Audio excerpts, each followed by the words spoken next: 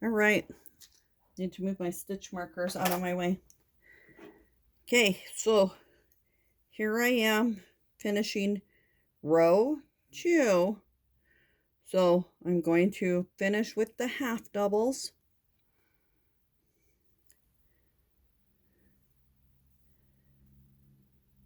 Row 3. So we're going to finish with the half doubles. We're going to do the chain 1 and turn. And row 3 is going to be the single crochets across. Pretty simple for that row. So we're going to chain 1, turn, and single crochet. Each one across. So remember, we're going through the stitch, grabbing the yarn, pulling through 1, grabbing the yarn, pulling through 2, going through the stitch, grabbing the yarn, pulling through 1, and then pulling through 2. Continue this row with the single crochets. I hope I'm going slow enough on this.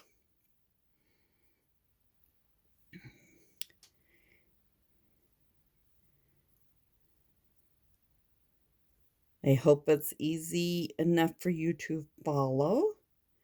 And look, I grabbed 2 different stitches here, so I'm going to fix my stitch marker. I only wanted to grab the post and not the stitches. So I'm going to go down through this one and then up through this one. And yay, it's only the one.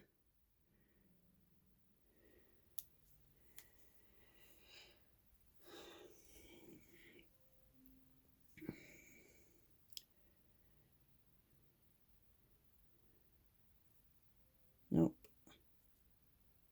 This one.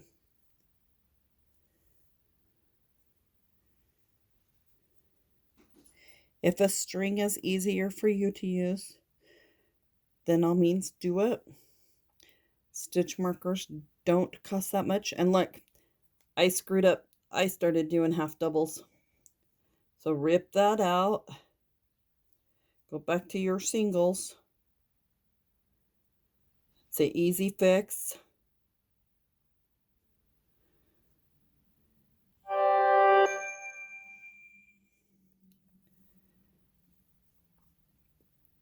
And I'm doing singles, not half doubles. Single.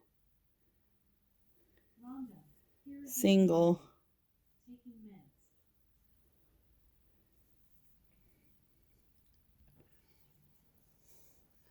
Sorry about that if you heard that.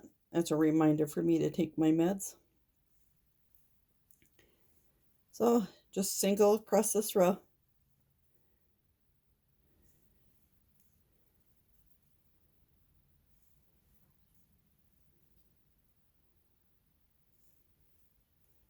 Stitch markers are good to have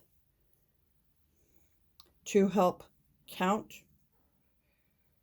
to help keep track of right side and wrong side.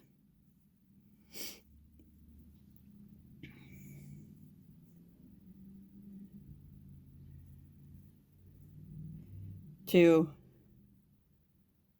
if you're stopping and you take your hook out, you can put a stitch marker in there and it doesn't pull back through. So here is row 3. Continue with the single crochets.